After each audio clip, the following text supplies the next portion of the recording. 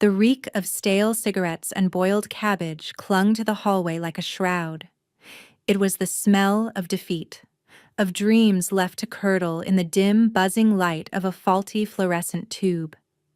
I fumbled with the keys, my fingers numb and clumsy from the biting November chill that had seeped through my threadbare coat. The lock on my apartment door, 3A, was a familiar enemy, always sticking, always demanding a jiggle and a curse before surrendering. Tonight, it felt like a final insult. Inside, the air was just as cold. I couldn't afford to run the heating for more than an hour a day, a desperate gamble against the encroaching winter. The small space was my entire world, a combined living room and kitchen, a tiny bathroom with a perpetually dripping faucet, and a bedroom just big enough for my daughter Lily's bed and my own pull-out sofa. It was a testament to making do, to surviving on the frayed edges of a city that had long ago stopped noticing people like me. A soft cough echoed from the bedroom. My heart, already a heavy stone in my chest, sank deeper. I tiptoed in, my worn nursing shoes making no sound on the linoleum. Lily was asleep, her small face pale in the sliver of moonlight filtering through the grimy window. Her chest rose and fell in a shallow, worrying rhythm. The little wheeze that accompanied each exhale was a sound I knew better than my own name. It was the monster under her bed, the shadow in the corner of every room. I was a nurse. I spent my days tending to others, a calm and capable professional dispensing comfort and medication. But here, in the quiet dark of my own life, I was just a mother, terrified and utterly powerless. Lily's asthma was a cruel thief, stealing her breath, her childhood, and my peace of mind. The double shift I'd just finished at the clinic, a grueling 16 hours of changing bedpans and placating anxious families, had been for nothing. The extra money was already earmarked for the rent, 2 weeks overdue, and the bright pink eviction notice taped to our door was a screaming reminder of how close to the edge we were living. Her breathing hitched. A cough, louder this time, racked her small frame.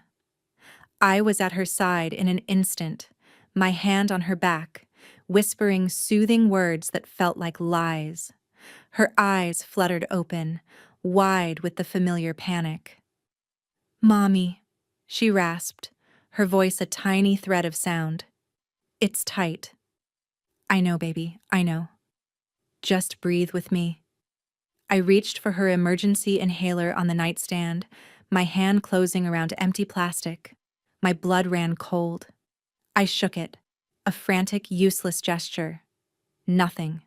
The prescription had run out yesterday. I was supposed to pick up the refill after my shift, but Mrs. Gable in room 204 had coded, and in the chaos, I'd forgotten. A wave of self-loathing washed over me, so potent it almost buckled my knees. How could I forget? Of all the things to forget. Lily's breaths were coming in ragged, whistling gasps now. The panic in her eyes was a mirror of my own. The pharmacy was closed. The emergency room was a 40-minute bus ride away, a journey we couldn't afford in time or money. My mind raced, sifting through desperate, impossible options. Then, a memory sparked. A piece of neighborly gossip from Mrs. Henderson on the first floor. A retired doctor, you know. Very distinguished. Lives up in 5B Dr. Miller, she'd called him. An old man who kept to himself. It was a long shot. A wild, desperate hope. But it was the only one I had.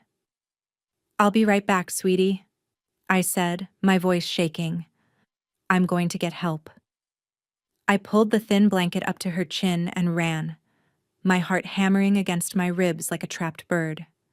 I didn't even bother to grab my coat. The hallway was a blur.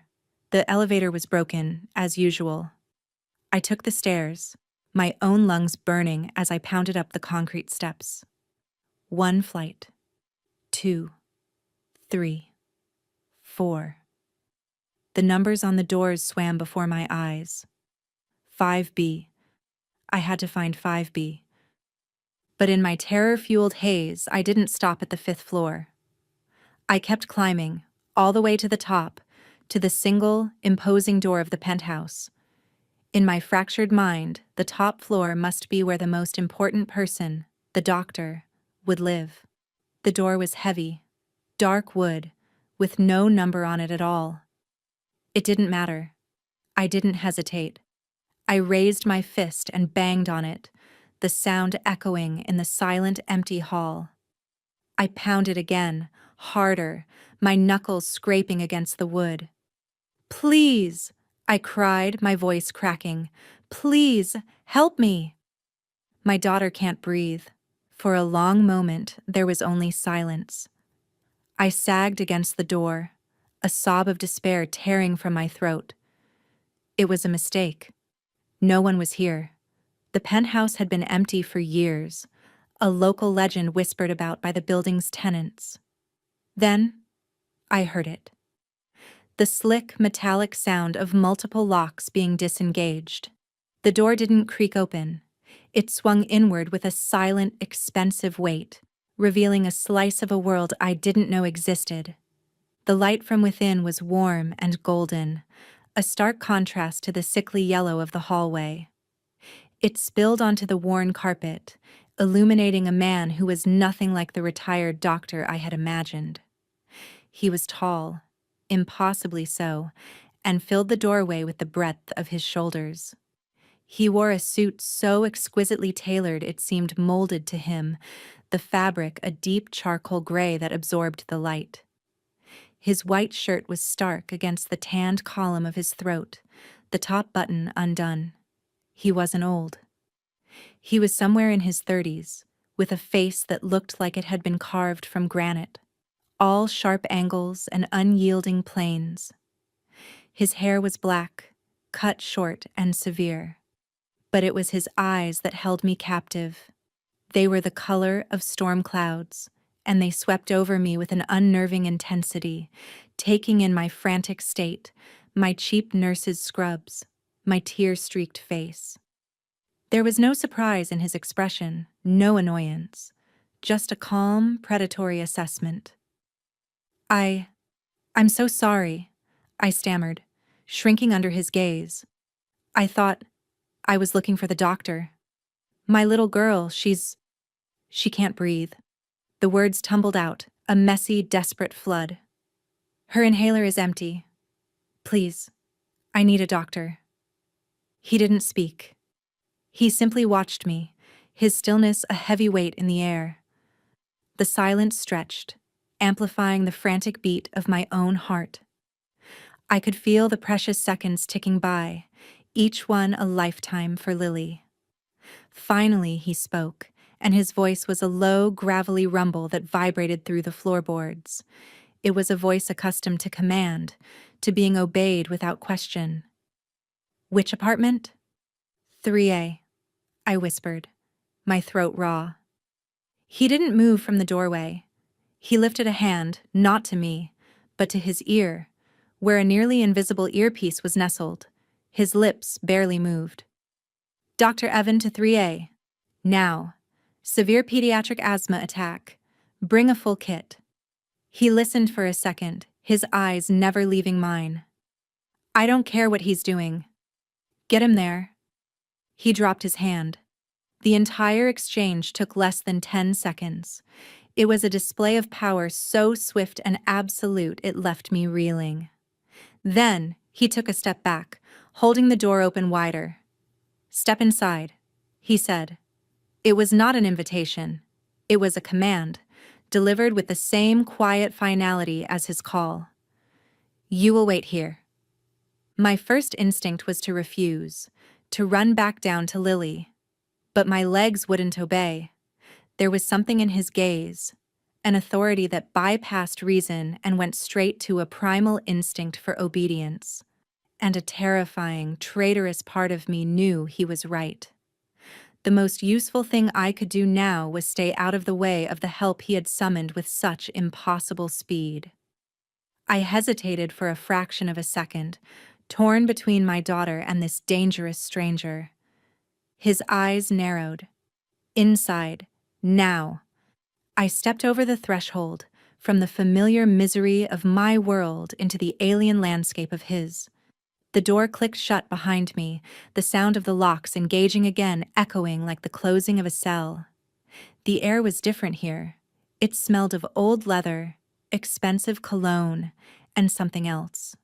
Something clean and metallic, like rain on steel. The foyer was larger than my entire apartment. The floor was polished black marble, reflecting the soft light from a modern chandelier that hung like a cascade of diamonds from the impossibly high ceiling.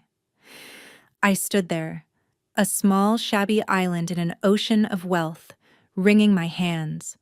I felt exposed, out of place, a stray dog that had wandered into a palace. The man watched me for a moment longer, his expression unreadable. Then he turned and walked down a wide hallway, his expensive shoes making no sound on the thick, dark rug. "Wait in here," he said over his shoulder, gesturing to an open doorway. The room was a library, or a study.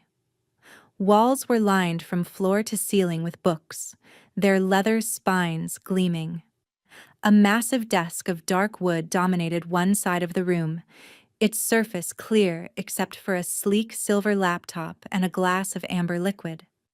Floor-to-ceiling windows revealed a breathtaking panorama of the city lights, a glittering tapestry of 1,000 lives that felt 1,000,000 miles away from my own. I didn't dare sit on the plush leather chairs. I stood in the center of the rug, my arms wrapped around myself, and waited. Every second was an agony. My mind was with Lily. Was the doctor there yet? Was she okay? Could she breathe? The silence in the penthouse was absolute, a stark contrast to the cacophony of fear in my head. I began to pace, the soft rug muffling my frantic steps. Who was this man? How could he summon a doctor with a single, whispered command? The name on the building's directory for the penthouse had been a holding company, a string of anonymous letters. No one lived here. Everyone knew that. A lifetime later, maybe only 10 minutes, he returned. He was holding a phone to his ear. He stopped in the doorway, leaning against the frame as if he owned the very air within it. "Status," he said into the phone. He listened, his gaze fixed on my face, watching my reaction. A muscle in his jaw twitched. "Stabilize her. I want a full pediatric nebulizer and a supply of albuterol in the apartment within the hour. And a 24-hour monitoring service. One of your best nurses." "Yes, I'll hold." He held the phone slightly away from his ear, the tinny sound of hold music, a bizarre counterpoint to the tension in the room. "Your daughter's name is Lily," he stated. It wasn't a question. "Her breathing is stabilizing. The doctor is administering a nebulizer treatment now. Her oxygen saturation is back up to 96%. Relief washed over me so powerfully my knees went weak. I swayed, grabbing the back of a chair for support. Tears I hadn't realized I was holding back streamed down my face. "Oh, thank God," I sobbed. "Thank you." He ignored my thanks. His focus was absolute, his expression unchanged. "Your name is Emma Collins. You're a registered nurse at City General. You're 28 years old. You have $6,427 in medical debt, and you are 2 months behind on your rent. Your ex-boyfriend, the father of your child, is a man named Richard Miller." He spoke the words in a flat, dispassionate monotone, as if reading from a file. My file. The relief curdled into ice-cold fear. I stared at him, my breath catching in my throat. How do you know that?"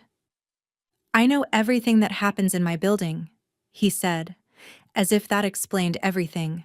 He put the phone back to his ear. "Yes. The cost is irrelevant.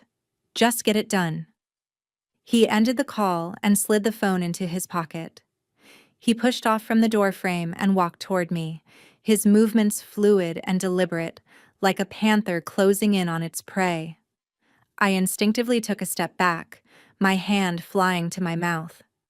He stopped a few feet away, close enough that I could see the faint lines around his eyes, the dark stubble that shadowed his jaw. He was handsome, I realized with a jolt of inappropriate awareness, but it was a dangerous kind of beauty.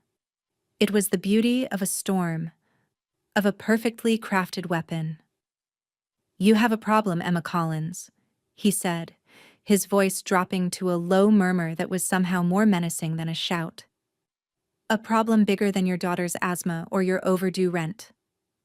I don't understand," I whispered. "Richard Miller," he said, the name a curse on his lips.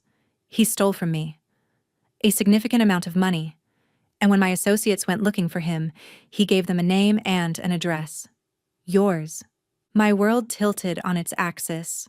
Rick. Of course it was Rick. He had disappeared 6 months ago, leaving behind nothing but a mountain of empty promises and a note saying he needed to find himself. I should have known he would find trouble instead. "I don't know anything about that," I said, my voice pleading. "I haven't seen him in months. I don't have any money. Look at me. Look at where I live. Do I look like I'm hiding a fortune?" "No," he conceded, his eyes raking over me again, this time with a flicker of something that might have been pity, or perhaps just cold analysis. "You look desperate. Which is why they would believe you're the perfect person to hold something for him. Desperate people are easily controlled." He took another step closer. "He didn't just steal from me. He also made an enemy of the Petrov family. They are not as discerning as I am. They believe you are involved. They believe you know where the money is." The name Petrov meant nothing to me, but the way he said it sent a fresh wave of terror through my veins. "That's insane. I don't know anything." "I believe you," he said, and the simple statement was a small, fragile relief. "But they won't. They have been watching your building, watching you, watching your daughter." His gaze was sharp, pinning me in place. "Knocking on my door tonight was the luckiest mistake you have ever made. Had you knocked on any other door, had you tried to take her to the hospital, they would have intercepted you." I couldn't process it all. It was too much. Rick, stolen money, rival families, men watching my daughter. It was like a plot from a movie, a dark, violent story that had suddenly crashed into my reality. I shook my head, trying to clear the fog of fear and confusion. "What do they want?" "The money. And to send a message to me by hurting something I have taken an interest in." His eyes held mine, and a new, terrifying understanding began to dawn. "By bringing you in here, by helping you, I have claimed you. In their eyes, you and your daughter are now my property, and they will try to take you from me to prove a point." Property. The word was a slap in the face. I wasn't a person to him, just a possession, a pawn in some dark game I didn't understand. A surge of defiance born of pure terror rose up in me. "I'm not your property," I said, my voice trembling but firm. A ghost of a smile touched his lips, a cold, humorless expression that didn't reach his eyes. "You are now," he said softly, "because it is the only thing keeping you and your child alive." He turned and walked to the massive window, looking out at the city below. "The doctor will stay with Lily for the night. My man, Marcus, is outside your apartment door. No one will get in. But you cannot go back there. It is not safe." "Not go back? Where are we supposed to go?" He turned from the window, his silhouette a dark, powerful shape against the glittering skyline. "You will stay here." "With me?" The words hung in the air, An edict. A sentence. A promise. I stared at him, my heart a frantic drum against my ribs. I had knocked on the wrong door seeking a doctor, a savior. Instead, I had found a king in his castle, a devil in his domain. And he had just informed me that I was never leaving. The night passed in a blur of surreal horror and unnerving comfort. He showed me to a bedroom down a long, silent hall. It was larger than my living room and bedroom combined, decorated in muted tones of cream and gray. The bed was enormous, piled high with pillows and covered in a duvet that felt like a cloud. A door on one side led to an ensuite bathroom of white marble, stocked with expensive toiletries and fluffy white towels. It was a room from a magazine, a place of quiet, sterile luxury. "Lily will be brought up in the morning," he said from the doorway, his voice devoid of emotion. "A room is being prepared for her next to this one. You will have everything you need." He paused. "My name is Damon." Damon. The name suited him. It sounded hard, unforgiving. Thank you for helping Lily," I managed to say, the words feeling inadequate and absurd. He gave a slight, almost imperceptible nod. "I protect what is mine," he said, and then he was gone, pulling the door closed with a soft click. There was no sound of a lock, but I knew, with a certainty that chilled me to the bone, that I was a prisoner. A well-cared-for prisoner in a gilded cage, but a prisoner nonetheless. I didn't sleep. I sat on the edge of the impossibly soft bed, every muscle tense, my mind a whirlwind of fear. I thought of Lily, safe for now, with a doctor by her side. I thought of Rick, and a deep, bitter anger burned through the terror. How could he do this to us? How could he entangle us in his sordid, dangerous life and then just disappear? And I thought of Damon, a man who commanded the world from a penthouse fortress, who spoke of people as property and moved pieces on a board I couldn't even see. Morning came not with the sun, but with a soft knock on the door. A woman stood there, older, with kind eyes and hair pulled back in a neat bun. She wore a simple black dress and a white apron. "Good morning, miss," she said with a faint Eastern European accent. "Mr. Damon said you would be awake. My name is Elena. I am the housekeeper. I have brought you some coffee." She carried a silver tray with a steaming carafe, a porcelain cup, and a small plate of pastries. The aroma of fresh coffee was a small, normal comfort in a world that had become unhinged. "Thank you," I whispered. "Your daughter is awake," Elena said, her smile gentle. "The doctor says she is much better. We have moved her to the room next door. She is asking for you." I was on my feet in an instant, my heart leaping with a desperate, hopeful beat. I followed Elena to the adjacent room. The door opened into a child's fantasy. The walls were painted a soft pink, with a mural of a forest filled with friendly-looking animals. A beautiful white canopy bed stood in the center, and Lily was sitting up in it, surrounded by a mountain of new stuffed animals. She was wearing brand-new pajamas with cartoon unicorns on them, and her face, though still a little pale, had a healthy color I hadn't seen in months. A new state-of-the-art nebulizer sat humming quietly on a table beside her. "Mommy!" she cried, her voice clear and strong. She held up a large, fluffy teddy bear. "Look! His name is Barnaby." I rushed to her side, gathering her into my arms, burying my face in her hair. She smelled clean and sweet. I held her tight, feeling the steady, easy rhythm of her breathing against my chest. The relief was so profound it felt like a physical blow. "Oh, baby," I was so worried. "The doctor gave me unicorn medicine," she said, her eyes shining. And Elena brought me pancakes. And Mr. Damon said I could have any toy in the whole world. I pulled back, my blood running cold again. Mr. Damon was here? Uh-huh. He's nice, she said with the simple, unwavering judgment of a child. He's very tall. He said Barnaby is my special guard bear and he'll keep all the bad dreams away. I looked at the bear she was clutching.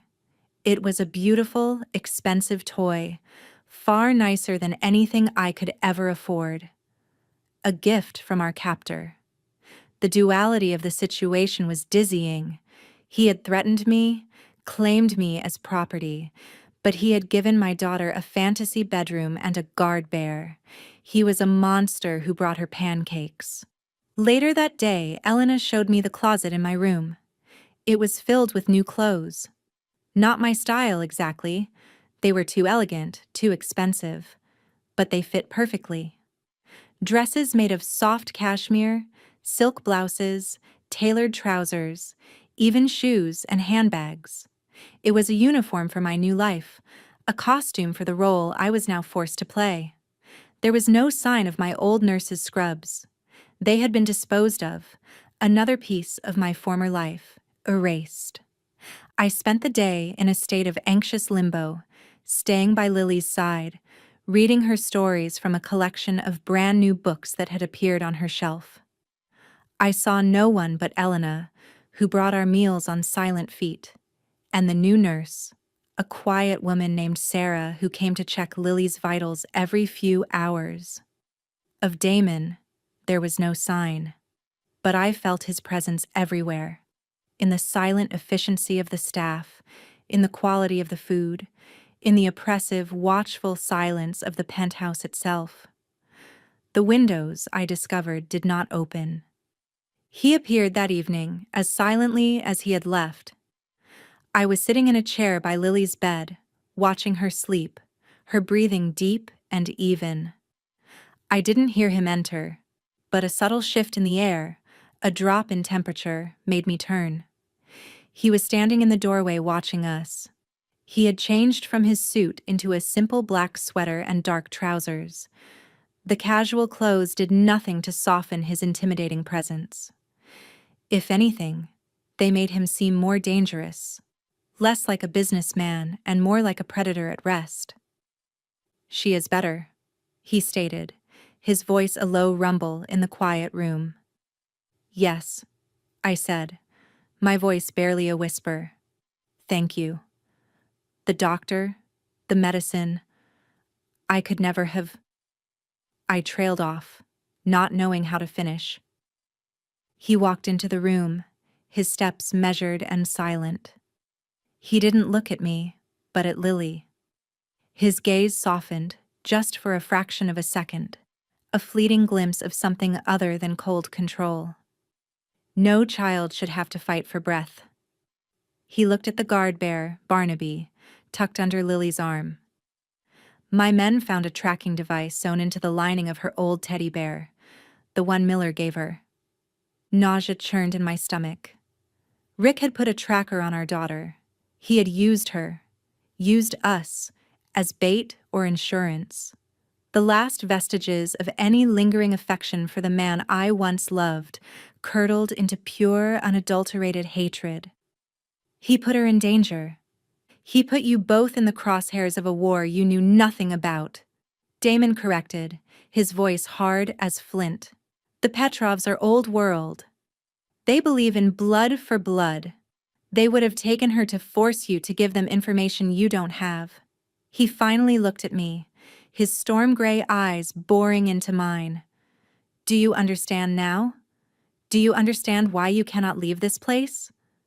I nodded, my throat too tight to speak. The fear was a living thing inside me, but it was shifting.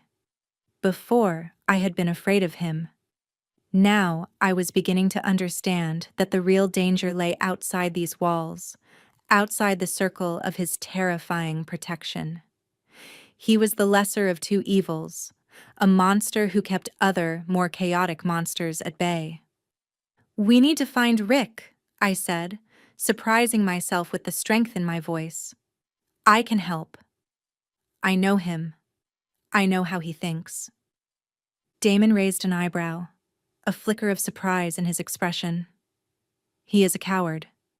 He will be hiding somewhere he feels safe, somewhere familiar. He has a cousin, I said, the memories surfacing. In the old warehouse district down by the docks. He used to work there. He always said it was the one place no one would ever think to look for him. It was a long shot, a half-remembered piece of a conversation from years ago, but it was something. Damon considered this, his gaze intense. He pulled out his phone and typed a rapid message. I will have my people look into it. He put the phone away. You have been useful. The words were a cold assessment, not a compliment, but I felt a strange flicker of pride. I was no longer just a victim, a piece of property. I was a participant. We stood in silence for a few moments, the only sound the soft hum of the city outside and the gentle rhythm of Lily's breathing. The tension between us was a palpable force, a mixture of fear, gratitude, and a strange, unwelcome flicker of attraction. I was acutely aware of his size, of the power that radiated from him in waves. He was a dangerous man, a killer, a criminal. But he had saved my daughter. The contradiction was tearing me apart. Why?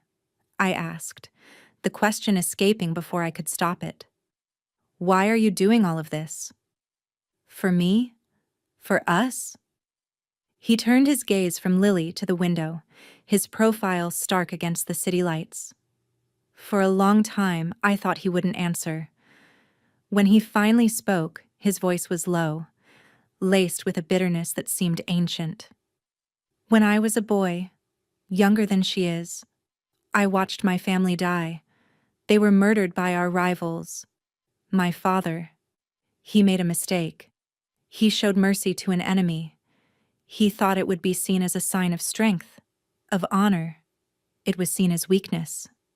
He paused, and in the silence I could almost hear the echoes of that long-ago tragedy. They came to our home. They killed my mother first, so my father would have to watch. Then they killed him. They left me alive, a child in a house full of ghosts, to send a message to everyone else. The message was simple. There is no mercy in this world. There is only strength and weakness, power, and those who are crushed by it. My heart ached for the boy he must have been. I saw him then, not as the terrifying crime lord, but as a lonely, traumatized child who had rebuilt the world in a way that would keep him safe, a fortress of power and control with walls of ice. I'm so sorry, I whispered. He turned to look at me, and his eyes were dark pools of memory. I swore that day that I would never be weak, that I would never fail to protect what was mine. I built this empire on that promise. The Petrovs are a threat to my world, to my control. By targeting you, they made you part of my world. They made you mine to protect. He took a step closer, his voice dropping even lower. I will not fail. I will not allow them to harm you or your child. I will burn their entire world to the ground first. The raw, violent possessiveness in his voice should have terrified me, and it did. But underneath the fear, something else stirred, a profound, overwhelming sense of safety.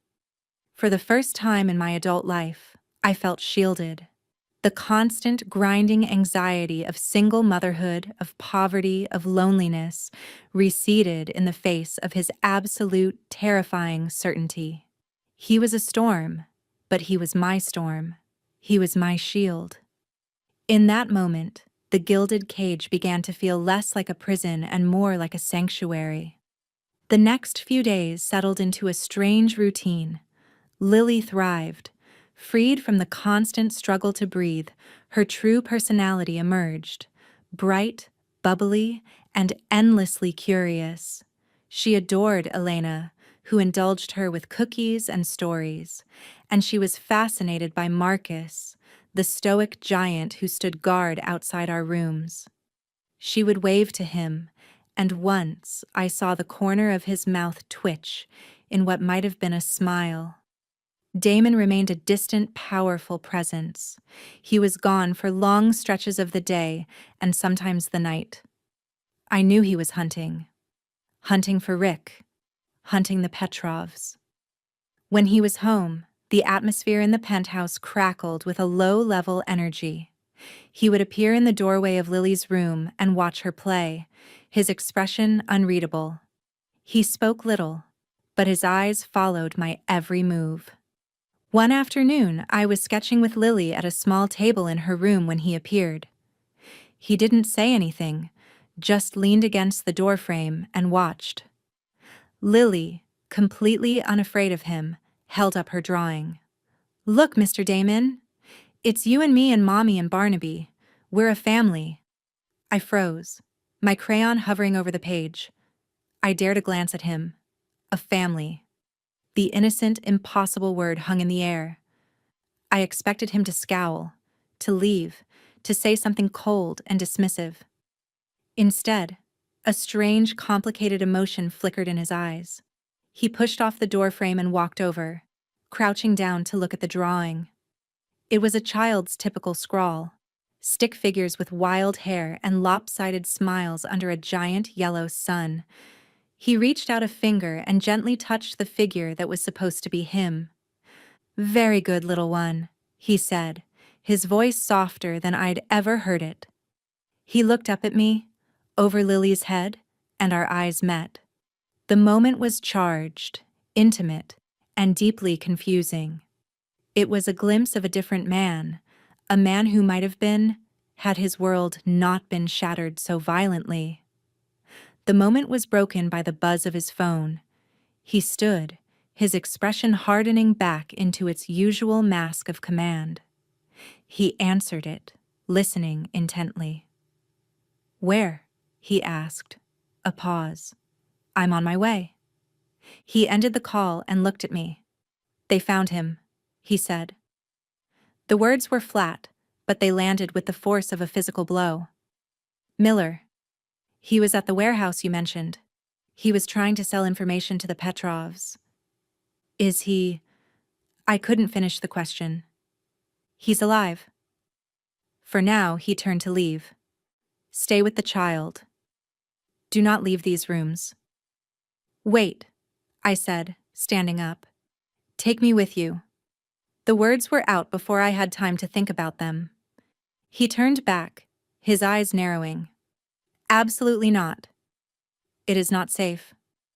"Rick is a coward, but he's also a manipulator," I insisted, my heart pounding.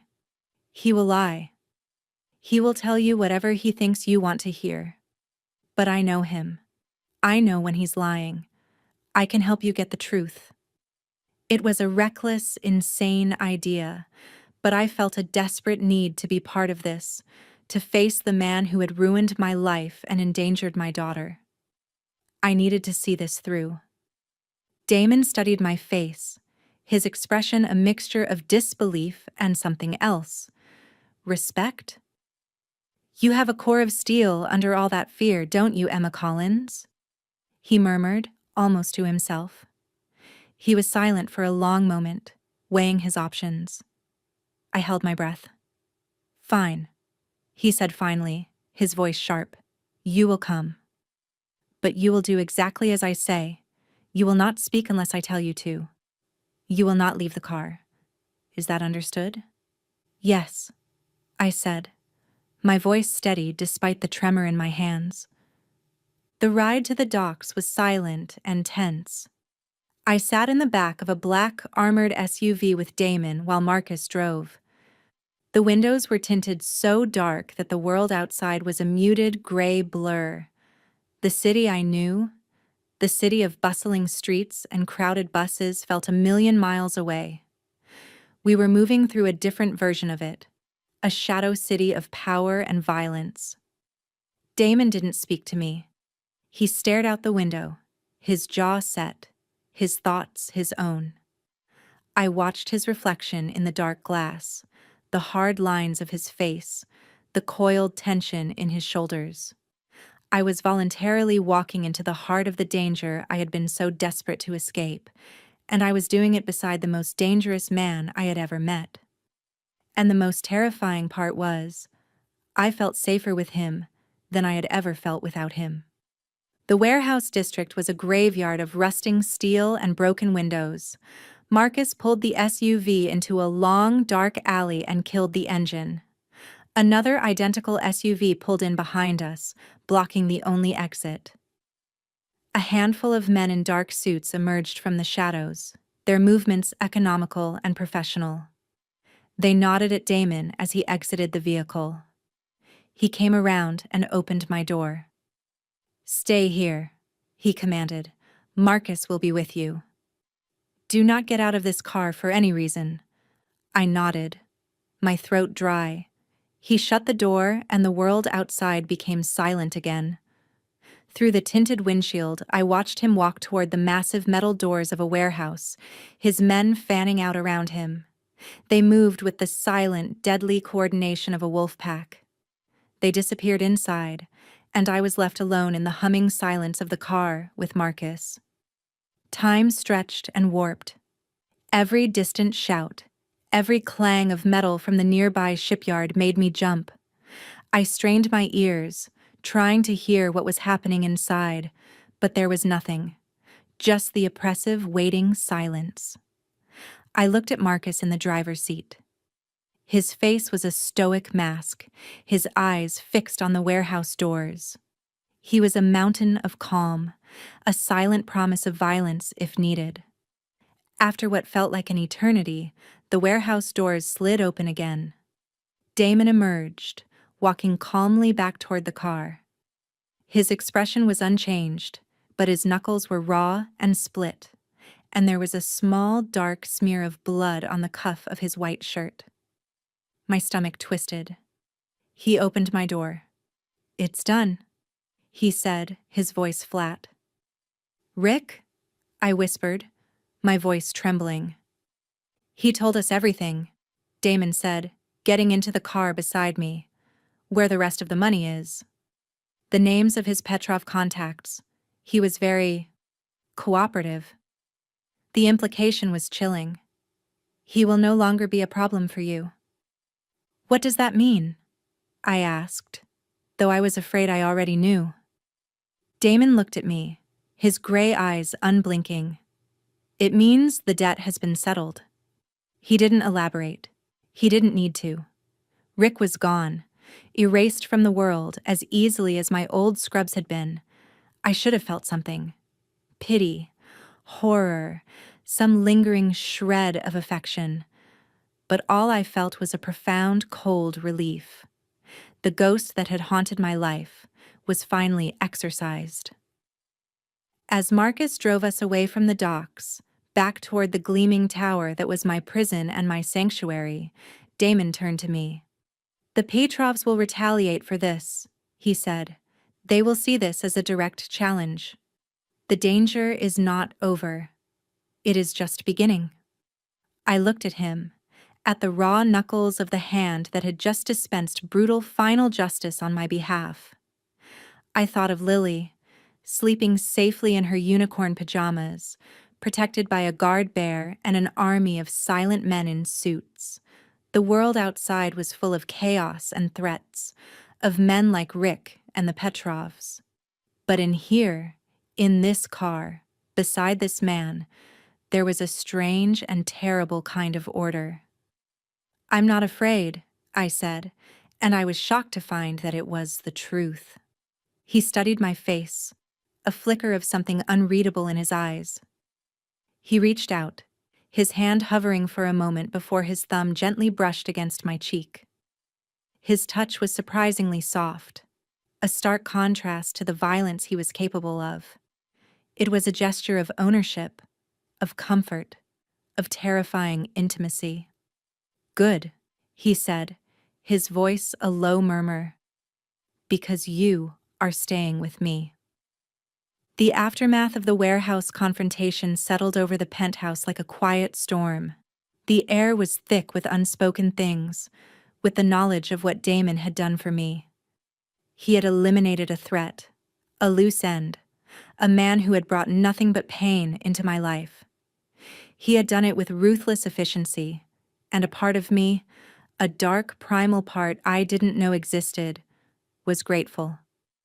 The moral complexities were a luxury I couldn't afford.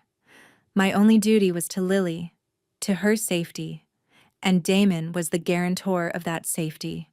He was different with me now. The cold, assessing distance was still there, but it was tempered with something else. A watchfulness that felt less like a jailer and more like a guardian. He would seek me out, finding me in the small, sunlit sitting room where I often read while Lily napped. He wouldn't speak at first, just stand in the doorway or take a seat in the armchair opposite me, the silence stretching between us, filled with a heavy electric tension. One afternoon, he brought me a glass of wine. I looked up in surprise as he set it on the table beside me. "You look tired," he said. It was the closest he had ever come to expressing concern. "I'm fine," I said.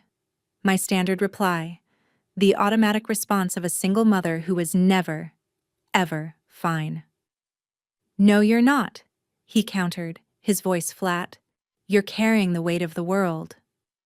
At least for now, you can let some of it go." He sat down, swirling the amber liquid in his own glass. "The Petrovs are making their move. They are trying to disrupt my shipping lines. It is a foolish, desperate gambit. They are wounded animals, and that is when they are most dangerous. And we're the bait," I said, the realization a cold knot in my stomach. "You are not bait," he corrected, his voice sharp. "You are the reason for the war. There is a difference. Bait is disposable. You are the prize." He looked at me over the rim of his glass, his eyes intense. "And I do not lose." The possessiveness in his voice no longer felt like a threat. It was a promise. A terrifying, all-encompassing promise. I took a sip of the wine.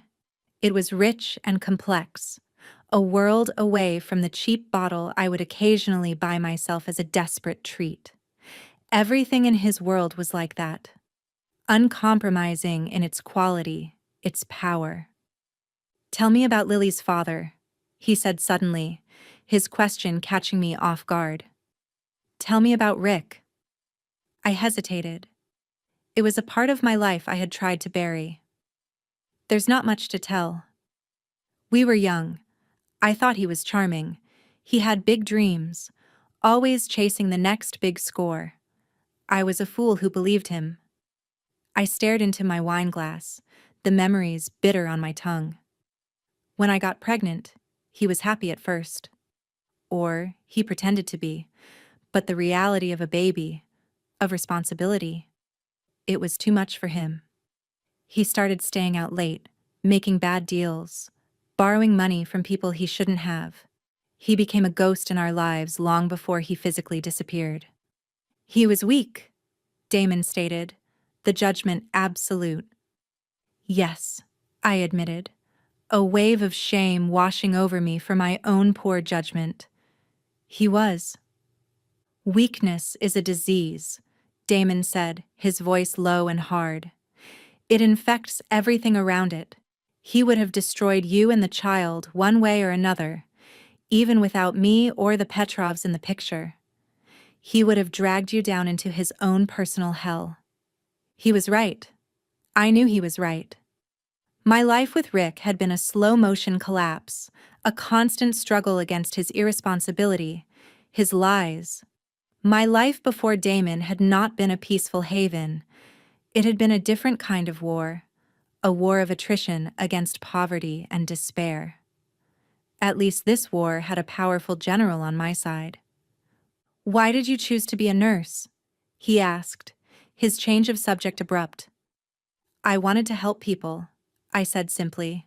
"My mother was sick for a long time before she died." The nurses who cared for her, they were incredible. They were strong and kind in a place that was full of pain and fear. I wanted to be like them. He considered this, a thoughtful expression on his face. You run toward the chaos, not away from it. I suppose so, I said, just like I ran up to your door. And now the chaos has run to you, he finished, his eyes locking with mine. I have brought my world to your doorstep, Emma. I have put you and your daughter in the center of it.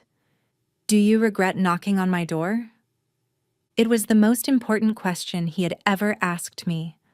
I thought about it, truly thought about it. I thought of the eviction notice, of Lily's wheezing breaths, of the soul-crushing exhaustion that had been my constant companion. I thought of the fear, yes, but also of the profound relief of seeing Lily healthy and happy, of not having to worry where our next meal would come from, of the strange, terrifying safety I felt in his presence. No, I said, my voice clear and certain. I don't regret it. A slow, genuine smile touched his lips. It was a seismic event, a crack in the granite facade that transformed his entire face. It made him look younger, more human. It was devastating. Good, he said again, the word now carrying a universe of meaning. He raised his glass in a silent toast. I raised mine in return. It was a treaty, an alliance, a surrender. I didn't know which, and I found I didn't care. The final confrontation happened a week later. The tension in the penthouse had been escalating daily. Damon was on the phone constantly, his conversations terse and coded. Extra guards appeared on the balconies, their presence a subtle but constant reminder of the siege we were under. One evening, Damon came to me. He was wearing one of his immaculate suits again, a dark navy that made him look like a figure of myth. It's time, he said. I am meeting with Alexei Petrov. We are going to end this. Fear, cold and sharp, pierced through the bubble of security I had built around myself. Meeting him? Where? Is it safe? It is on neutral ground. A restaurant he owns. He thinks it gives him an advantage. He is mistaken. He straightened his tie, his movements precise and calm. I am telling you this because there is a chance I will not come back. Don't say that, I whispered, my hand flying to my chest, my heart suddenly aching with a fear that was entirely for him. He looked at me, his gaze intense. This is the world I live in, Emma. Every day is a risk. But I have made arrangements. If something happens to me, Marcus has his orders. He will get you and Lily out of the city. You will be given new identities, a new life. A bank account with enough money to ensure you never have to worry about anything again. You will be safe. He was planning for his own death, with the same meticulous efficiency he planned everything else. And his first thought was for us. The realization hit me with the force of a physical blow. This went beyond an obligation, beyond protecting a piece of property. The wall I had kept around my heart, the final barrier of self-preservation, crumbled to dust. I stepped toward him, my hands finding the lapels of his suit jacket. The fine wool was smooth under my fingertips. Come back, I said, my voice thick with emotion. Damon, you have to come back. He looked down at me, his expression softening. He lifted a hand and cupped my face, his thumb stroking my cheekbone. I have a reason to now, he said, his voice a low, rough whisper. And then he lowered his head and kissed me. It was not a gentle kiss. It was hard, demanding. A kiss full of all the violence and control and desperate buried emotion that defined him. It was a brand, a claim, a promise of 1,000 unspoken things. I melted into him, my arms going around his neck, kissing him back with a ferocity that surprised me. It was a release of all the fear, the tension, the forbidden attraction that had been simmering between us for weeks. When he finally pulled away, we were both breathless. He rested his forehead against mine. "Wait for me," he breathed. "Always," I whispered back. He left. I stood in the middle of the vast living room, my fingers pressed to my lips, the ghost of his kiss burning on my skin. The hours that followed were the longest of my life. I tried to play with Lily, but my mind was elsewhere. I tried to read, but the words blurred on the page. Every sound from the hallway made me jump. Elena brought me dinner, but I couldn't eat. The penthouse, my sanctuary, felt like a tomb without him in it. It was well past midnight when I finally heard the sound of the front door. I ran from my room, my heart in my throat. He was standing in the foyer, shrugging off his jacket. He was alone. He was alive. He looked tired, but he was unhurt. He saw me, and the weariness in his eyes was replaced by a familiar, intense focus. I ran to him, throwing my arms around him, burying my face in his chest. He was solid, real, warm. His arms came around me, holding me tight against him. "It's over," he said into my hair. "The Petrovs are no longer a threat. Alexei has retired. His empire is mine now." I pulled back to look at him, my hands framing his face. "You're okay?" "I'm okay," he confirmed. He looked down at me, his thumb brushing away a tear I hadn't realized had fallen. "Everything is okay. You and Lily are safe. For good." The relief was so absolute it made me dizzy. The war was over. The siege was lifted. We were safe. And then a new, terrifying thought occurred to me. The threat was gone. The reason for my being here, for his protection, was gone. "What now?" I whispered, my voice trembling. "Now that it's over." He led me to the living room, to the massive window overlooking the city that was now unequivocally his. He stood behind me, his arms wrapped around my waist, his chin resting on my shoulder. We looked out at the endless sea of lights together. "Now, you have a choice," he said, his voice a low rumble against my ear. "A choice?" "The arrangements I made are still in place. I can give you and Lily a new life. Anywhere in the world you want to go. You can be Emma Smith or Jane Doe. You can be a nurse in a quiet town, or you can never work another day in your life. You can be free of all of this. Free of me." He was offering me an escape, an exit from the gilded cage. I could go back to a semblance of a normal life, a life without armed guards and rival families and the constant threat of violence, a life without him. I looked at our reflection in the dark glass, the scared, struggling nurse from apartment 3A, and the powerful, dangerous man who had turned her world upside down. We were an impossible pair.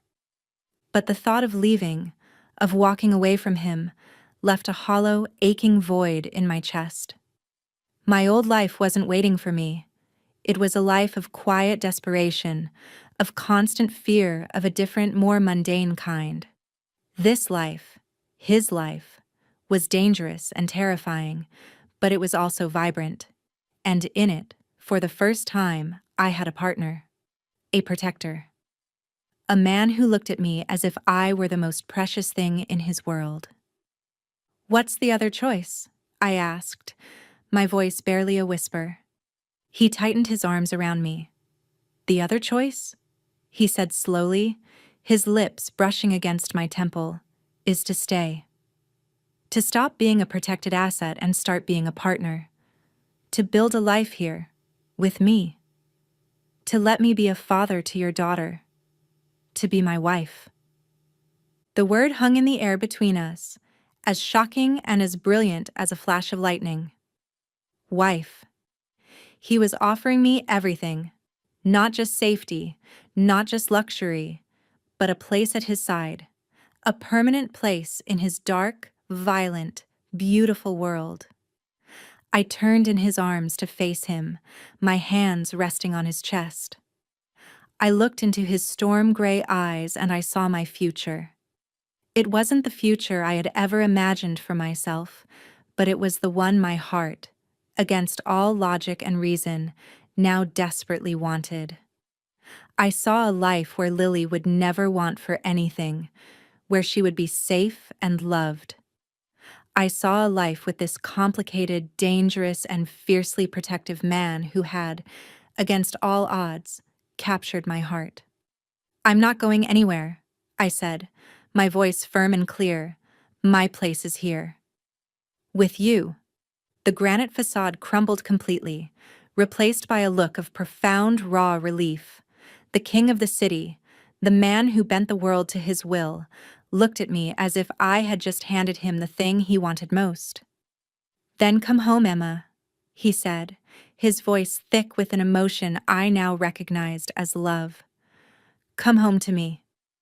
He kissed me again, and this time there was no desperation, no violence. It was a kiss of infinite tenderness, a kiss that sealed a promise. It was the beginning of our impossible, dangerous, and perfect new life. I had knocked on the wrong door in a moment of sheer desperation. I had been looking for a savior. What I found was a king, and in his shadowed kingdom I had finally, truly, found my home. I was his, and he was mine, and together we would face whatever came next. The gilded cage was no longer a prison, it was a fortress, and we were its rulers.